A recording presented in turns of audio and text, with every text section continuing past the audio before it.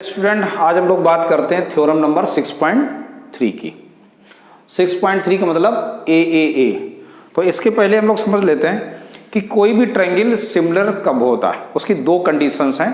पहली कंडीशन है कि अगर किसी भी ट्रायंगल के करस्पॉन्डिंग एंगल्स, अगर कोई ट्रायंगल है आपके पास ए बी सी और दूसरा एक ट्रायंगल है पी क्यू आर, तो सिमिलर होने के लिए क्या आपको क्राइटेरिया चाहिए? वो एक नंबर एक क्या कि अगर उनके करेस्पॉन्डिंग एंगल इक्वल होना चाहिए। ए इक्वल टू पी है, जैसे angle B equal to angle Q है और एंगल सी किसके इक्वल है? एंगल आर के। एंड मैं एंड बोल रहा हूँ, ध्यान रखना, एंड इनके रेशियो सेम होना चाहिए। करेस्पॉन्डिंग साइड का रेशियो भी इक्वल होना चाहिए, यानी A B upon P Q equal to A C upon P R equal to B C upon Q R. तो ये अगर कंडीशन होल्ड कर रही हैं दो ट्रायंगल, तब हम कहेंगे दोनों ट्रायंगल क्या है? Similar. Therefore triangle A B C similar to triangle P Q R. ये समझ में आ गया? तो ये स्टार्टिंग था आपका, ये दो चाहिए। अब अपनी थ्योरम में देखो बात करते हैं। थ्योरम कहती है कि if in two triangles corresponding angles are equal, ठीक, and their corresponding side are in the same ratio and hence triangle are similar, तब ट्रायंगल क्या होगी? सिमिलर। यानी हमको प्रूव भी यही करना, ठीक। तो चलो देखते हैं कैसे। So what's given in question. सबसे पहले आप देखो कि गिवन क्या है। गिवन में है केवल आपके पास angle A equal to angle p, angle B equal to angle q and angle c equal to angle r. अब देखो ये जो गिवन है, इससे अगर मैं ये लेके आ जाऊं, ठीक, इतना गिवन है ना, इससे अगर मैं ये प्रूव कर दूं तो मुझे ट्रायंगल सिमिलर मिल जाएंगे, क्योंकि दोनों कंडीशन होल्ड हो जाएंगी, ठीक। तो देखो कैसे हम लोग करेंगे। एक कंस्ट्रक्शन हम लोग करना होगा। हम लोग एक कंस्ट्रक्शन करेंगे इसमें। हालांकि ये मैंने पहले आपको इंट्रोडक्शन दिया था। अब इसको रफ करके मैं ये बोलूंगा कि ये गिवन में है, that is a given in your question. हालांकि मैंने गिवन वहाँ लिख दिया है, तो उसको भी आप रफ कर सकते हो। ये गिवन में हो गया, और इधर ही लिख लेते हैं कंस्ट्रक्शन क्या है। कंस्ट्रक्शन हम लोग करेंगे कि एक हम लोग डी पॉइंट लेंगे और इस पर एक ई पॉइंट लेते हैं। तो डी ई हमने एक पॉइंट डी लिया पी क्यू पर, such that D P equal to A B, ठीक है ना। और दूसरा हमने एक पॉइंट लिया ई, किस तरीके का कि P E equal to A सी। ये आपने कट किया, ठीक है ना। टेक पॉइंट आप लिख लेंगे, take point D on P Q such that D P equal to A B and take point E on P R such that A C equal to P E, ठीक। Prove क्या करना है ये भी देख लो। टू प्रूव हमको करना है कि triangle A B C similar to triangle P Q R, ये करना है। अब ध्यान से देखो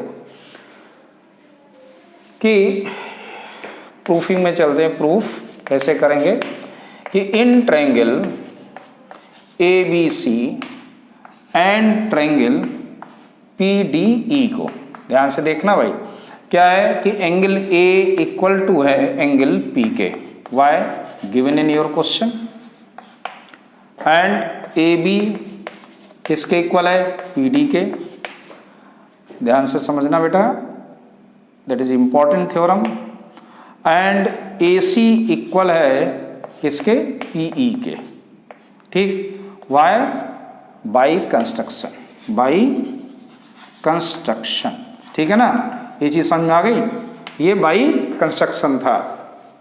अब देखो, तो मुझे क्राइटेरिया क्या मिल गई कि ये साइड इस साइड के इक्वल है, ये एंगल इस एंगल के इक्वल हो गया, ये साइड इस साइड के इक्वल। इससे हम लोग बता सकते हैं, कह सकते हैं कि ट्रायंगल ए बी सी है ना, वो बेटा कॉन्ग्रुएंट है किसके? पी डी ई के, पी डी ई के। और किस क्राइटेरियन से? तो क्राइटेरियन आप क्या बोलोगे? एस ए एस से। ये समझ में आ गया? 9th क्लास में हम लोगों ने कॉन्ग्रुएंसी पढ़ी थी। अब देखो, ये अगर दोनों ट्रायंगल कॉन्ग्रुएंट हैं तो हम लोग क्या कह सकते हैं? अगर हम इसका नेम दे दें कि एंगल ये मान लेते हैं 1 है, और ये एंगल 2 है, ये एंगल 3 है, ये 4 है, 5 है और 6 है। चलिए, तो हम लोग कह सकते हैं ना कि एंगल जो 1 है ना वो 3 के इक्वल होगा, और एंगल 2 किसके इक्वल होगा? एंगल 4 के। रीजन आप बता सकते हैं ना क्या? CPCT, corresponding part of the congruent triangle equal होते हैं। लेकिन हम लोगों ने एक चीज और गिवन है क्वेश्चन में कि एंगल 1 किसके इक्वल था? एंगल 1 का मतलब एंगल B। एंगल 1 का मतलब है यहां पर एंगल B किसके इक्वल है? एंगल 5 के, है ना। एंड एंगल 2 किसके इक्वल है? एंगल 6 के। समझ में आ गया? सो हम कह सकते हैं देयरफॉर एंगल 3 आल्सो B, और आप इसे फर्स्ट दे दो और इसको हम दे दें सेकंड, तो हम यहां लिख सकते हैं फ्रॉम फर्स्ट एंड सेकंड। आप कह सकते हैं ना कि एंगल 3 किसके इक्वल होगा? 1 3 के इक्वल है, 1 5 के, तो angle 3 equal to angle 5। And angle 2 किसके इक्वल था? 4 के, और यहाँ 2 किसके इक्वल है? 6 के, तो एंगल 4 इक्वल टू एंगल 6।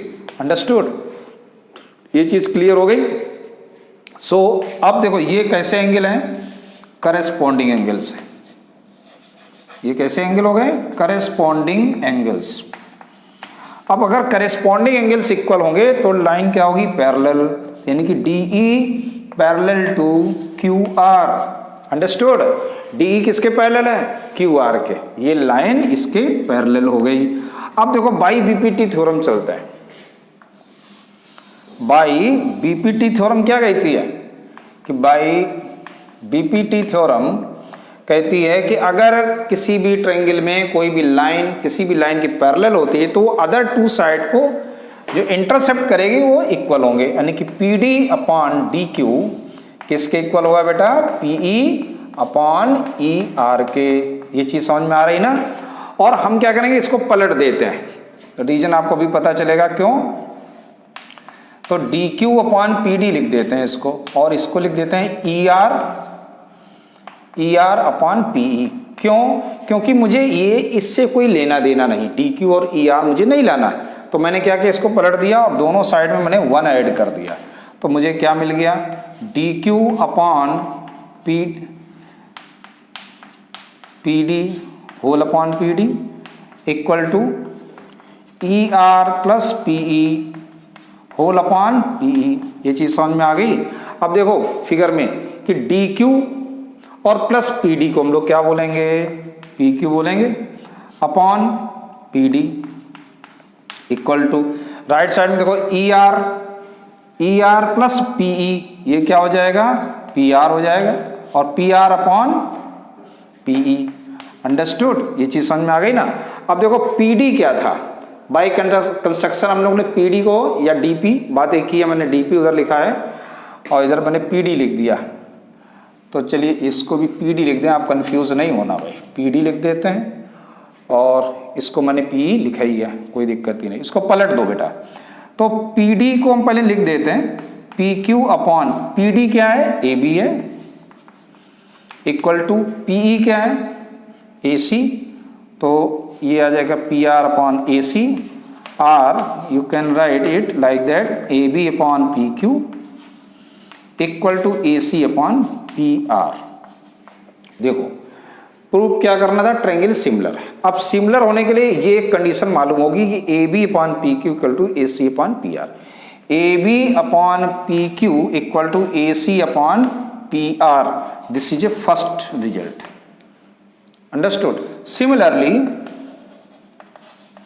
आप सिमिलरली लिख देंगे क्या कि अगर मैं ये जो मैंने इसको लेके इधर ड्रा किया है, अगर आप इसी में यहां से इस तरह से ड्रा कर देते, यानी इस पर अगर पॉइंट ले लेते तो इसका रिजल्ट क्या आ जाता है ना? अभी हमने लिखा AB अपॉन PQ, तो ये बन जाता कि AB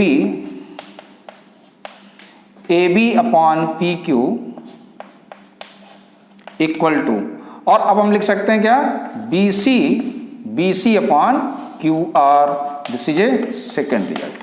अंडरस्टूड? समझ में आ गया ना? सिमिलरली भाई एक बार हमने ये लेना PD लिया, AB इक्वल, अब आप दूसरी बार कुछ और लीजिए, यानी कि ए बी को छोड़कर आप इसको ले, ए बी तो लिया है, मैंने बी सी भी ले लिया, तो एक पॉइंट मैंने यहाँ लिया और दूसरा पॉइंट इधर ले लिया, तो ये रिजल्ट आ गया।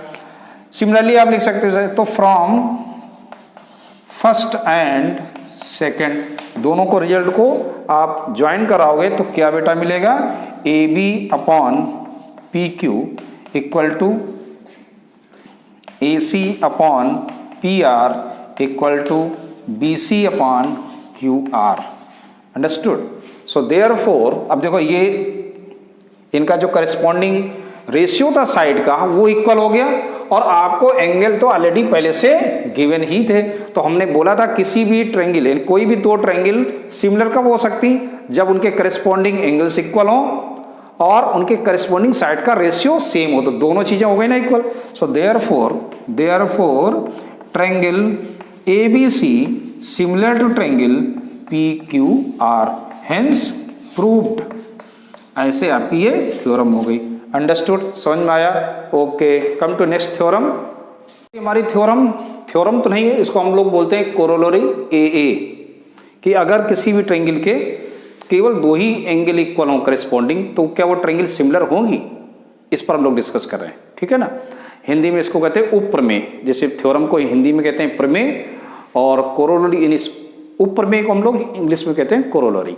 तो देखो करा कि अगर if two angles of the one triangle are respectively equal to two angles of the another triangle then two triangles are similar. जैसे अगर हम लोग बोलें कि एक ट्रायंगल हमारे पास है ABC और एक दूसरा ट्रायंगल है PQR, ध्यान से देखना PQR। गिवन क्या है? गिवन है कि एक ट्रायंगल के दो एंगल, यानी angle A equal to angle P and angle B equal to angle Q, ये गिवन है। तो प्रूव क्या करना है? तो prove triangle ABC similar to triangle PQR, ये प्रूव करना है। तो देखो अगर मैं बात करूं इन ट्रायंगल ABC की, तो देखिए angle A plus angle B plus angle C equal to कितना होगा बेटा? तो आप बोलोगे 180 डिग्री। ठीक, और इसी तरीके से अगर हम लोग बात करें इन ट्रायंगल PQR में, तो क्या बनेगा? Angle P plus angle Q plus angle R that is also भी 180 डिग्री। मान लीजिए ये फर्स्ट है और ये सेकंड है ना? तो फ्रॉम फर्स्ट एंड सेकंड दोनों के RHS इक्वल है ना, तो इनके LHS भी इक्वल होंगे, यानी angle A plus angle B plus angle C equal to angle P plus angle Q plus angle R। लेकिन देखो गिवन क्या है? A किसके इक्वल है? P के। B किसके इक्वल है? एंगल Q के, plus angle C equal to angle P plus angle Q plus angle R। तो यहां पर आप देख रहे हैं ना, ये दोनों तो कैंसिल हो गए, क्या आ गया? Angle C equal to angle R आ गया। इसका मतलब हुआ कि इन दोनों ट्रायंगल के तीनों एंगल इक्वल हो गए, और अगर तीनों इक्वल हो गए तो इसमें कौन सी थ्योरम लग गई? बाय थ्योरम 6.2 ही तो थी, देख लेना कौन सी थ्योरम थी। थ्योरम नंबर 6.3 हम लोग प्रूव कर रहे थे। हाँ, तो बाई 6.3 और कौन सी 3 थी? बाई ए, क्योंकि तीनों एंगल हो गए ना, दो एंगल तो ये हो गए, एक हमने ये प्रूव कर दिया। तो by theorem 6.3 triangle ABC similar to triangle PQR। Understood? समझ में आ गया ना? Okay, come to next.